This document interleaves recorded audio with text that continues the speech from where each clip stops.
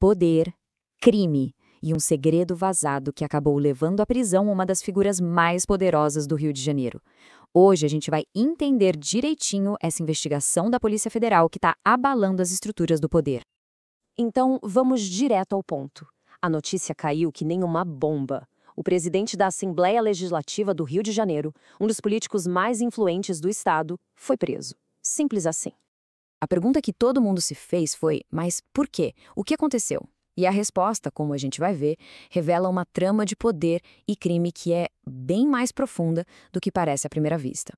Ok, vamos focar primeiro na figura central de tudo isso, o Rodrigo Bacelar, e entender exatamente qual foi a acusação que levou ele para a cadeia. A acusação formal é de obstrução de justiça. O que a Polícia Federal alega é que o Bacelar vazou informações super sigilosas de uma operação policial. E para quê? Para ajudar um deputado aliado a escapar da prisão. Para a gente entender como essa história chegou na prisão do Bacelar, a gente precisa voltar um pouquinho. A gente precisa conhecer o alvo original de uma outra investigação, que foi o que deu início a tudo isso. E esse alvo era o Tiago Raimundo dos Santos Silva, mais conhecido pelo apelido de TH Joias. Ele era um ex-deputado e joalheiro bem famoso, sabe?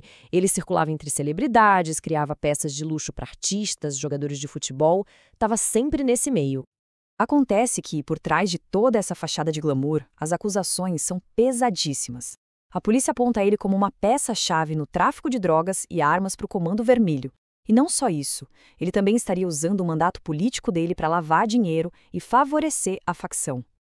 E é exatamente aqui que a história do TH Joias e a do Rodrigo Bacelar se cruzam de uma forma, digamos, explosiva. Tudo por causa do vazamento de uma informação que deveria ser secreta. A cronologia dos fatos aqui é impressionante, presta atenção. Na tarde do dia 2 de setembro, bem na véspera da operação, a polícia alega que o Bacelar ligou para o TH Joias.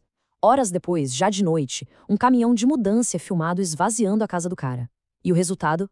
Bom, quando a Polícia Federal chegou lá na manhã seguinte, encontrou a casa toda revirada e o alvo principal, o TH Joias, tinha desaparecido. Simplesmente sumiu. Claro que essa fuga espetacular levantou muitas suspeitas, né? E foi isso que deu início a uma nova investigação. Só que dessa vez, o foco era o próprio Rodrigo Bacelar. Então, aqui fica bem clara a conexão entre as duas operações. A primeira, a Operação Zargum, lá em setembro, tinha como alvo o TH Joias e o crime organizado. Já a segunda, a Operação Unha e Carne, em dezembro, foi uma consequência direta da primeira, mirando no Rodrigo Bacelar pela suposta obstrução de justiça. Uma coisa levou à outra. E durante a prisão do Bacelar, os agentes encontraram uma coisa que levantou ainda mais suspeitas. Mais de R$90 mil em dinheiro vivo. E o detalhe, o dinheiro estava escondido dentro do carro oficial dele. Além do dinheiro, a polícia também apreendeu 3 celulares. Agora, claro, os peritos estão analisando tudo em busca da prova definitiva daquela comunicação que teria permitido o vazamento da operação. É sempre importante mostrar o outro lado, né? A defesa do Rodrigo Bacelar nega, de forma veemente, que ele tenha vazado qualquer informação sigilosa. E mais, classifica a ordem de prisão como uma medida totalmente desproporcional. Mas olha, esse caso vai muito além de uma única prisão. Ele acaba expondo o que as próprias autoridades estão chamando de um estado paralelo no Rio de Janeiro.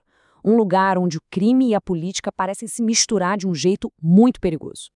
A gravidade da situação foi resumida em uma frase do próprio ministro do STF, Alexandre de Moraes. Na decisão que autorizou a prisão, ele escreveu que existem fortes indícios de que Bacelar faz parte de uma organização criminosa com profunda infiltração no poder público do Rio e concluiu dizendo que isso forma um verdadeiro estado paralelo. É uma fala muito forte vinda de um ministro da Suprema Corte.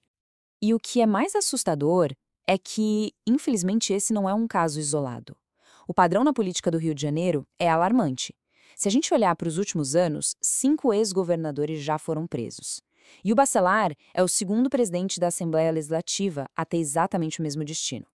E tudo isso nos deixa com uma pergunta que é, sinceramente, inevitável.